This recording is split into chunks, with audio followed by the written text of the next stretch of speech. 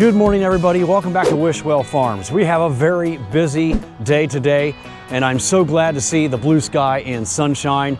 It did start out rather brisk. It's 44 degrees right now. I'm bundled up a little bit, but it is going to be up to 67 degrees Fahrenheit today, so it's a beautiful day to be out in the fields doing some more transplanting. But before we can get out there and do that, I'm going to clean off these wagons so I can load them up with all of our cantaloupes and watermelons. And the employees should be arriving here shortly. And we have a rather large pick of greenhouse tomatoes today. We're going to start down in the grape tomato greenhouse, and then we'll move into greenhouse planting number 1 and 2 and pick all of our red round beefsteak style tomatoes. I don't think we're going to get the tomatoes all packed today. We'll just leave them in the barn. We'll get them all packed tomorrow morning because I want to get out in the field as quick as possible and get all these cantaloupes and watermelons planted. Our greenhouse is starting to look a little bit emptier in this section because of everything we got transplanted in the last few days. We got 8 500-foot rows of cantaloupes and 10 400-foot rows of seedless watermelon. So after we get these watermelons out of here, there's some more over there, and these cantaloupes out of here, the greenhouse is going to be about 2/3 empty. Lots of room for second and third plantings of some of these crops.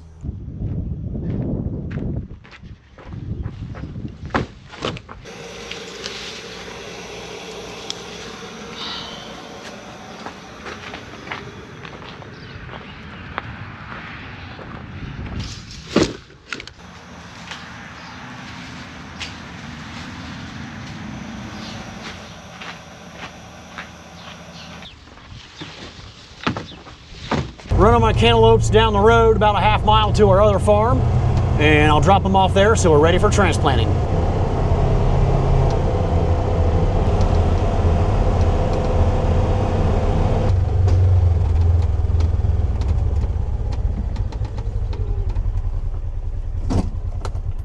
So this is where the cantaloupes are going to go. I'm pretty sure I have enough plants to plant 8 of these 525-foot rows.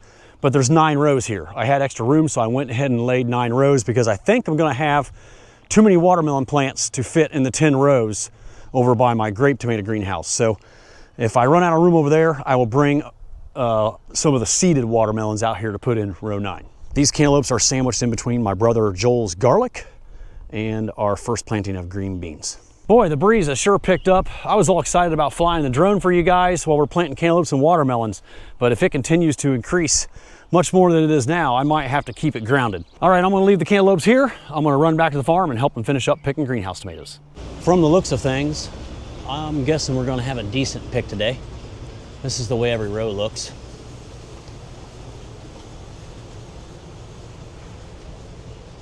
Let's go check out the other greenhouse and see if it looks as good. I would say it even looks better.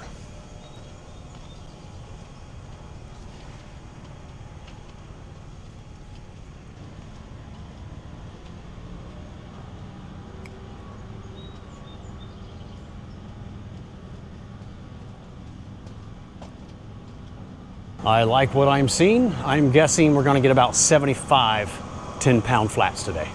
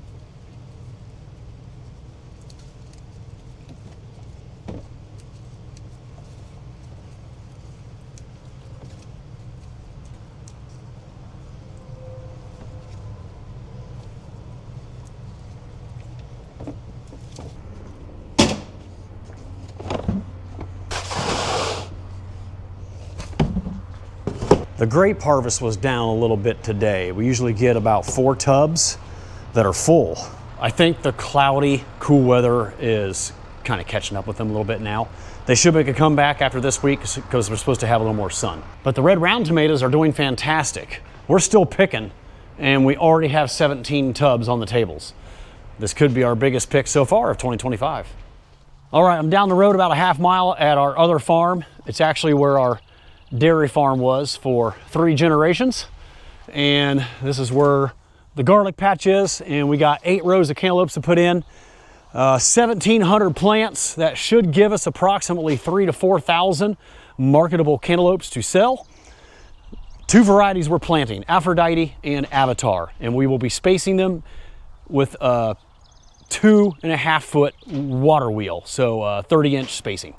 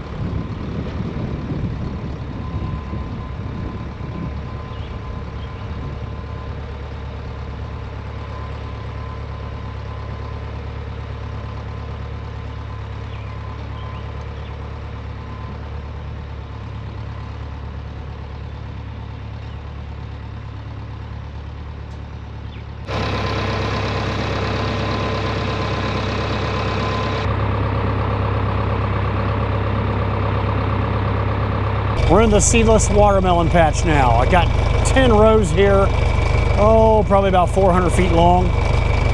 We just planted a row of yellow seedless. Now we are planting red garnet, and next up will be El Capitan.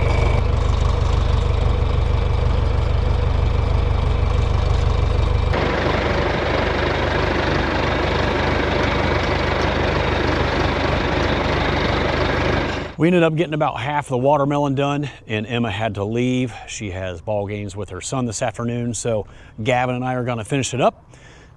He's just finishing up his lunch break, and I'm gonna go ahead and start loading up the transplanter with 3 more varieties of watermelons. We got about another hour and we will be wrapping up transplanting today. So if you've been following my channel for a while, you know that we use pots for our seedless watermelons. Seedless watermelons have very sensitive, tender roots, and they would often pull out on us when we try to pull them out of the pro tray to transplant.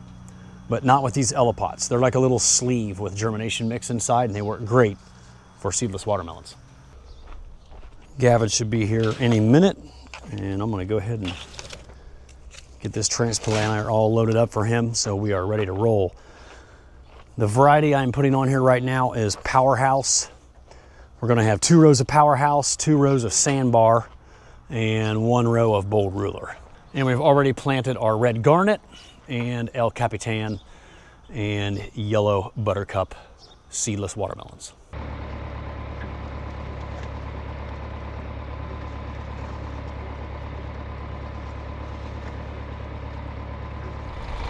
Watermelons are done, but I'm not done. I have 2 acres of sweet corn to get in the ground that I was not able to finish up 5 days ago when I got rained out. As soon as I finish that up, I'm gonna take the rest of the day off and enjoy the final few hours of my Memorial Day. So 5 days ago, I got in my extra tender 274. Today, I'm just putting a ½ acre in of these other 4 varieties: Ignition, Anthem, Epiphany, and Xanadu.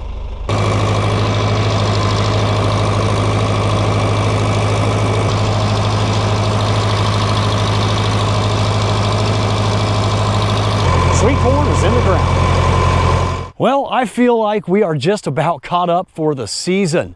Thankfully, we had this beautiful weather today to help us finish up almost all of our early season transplanting.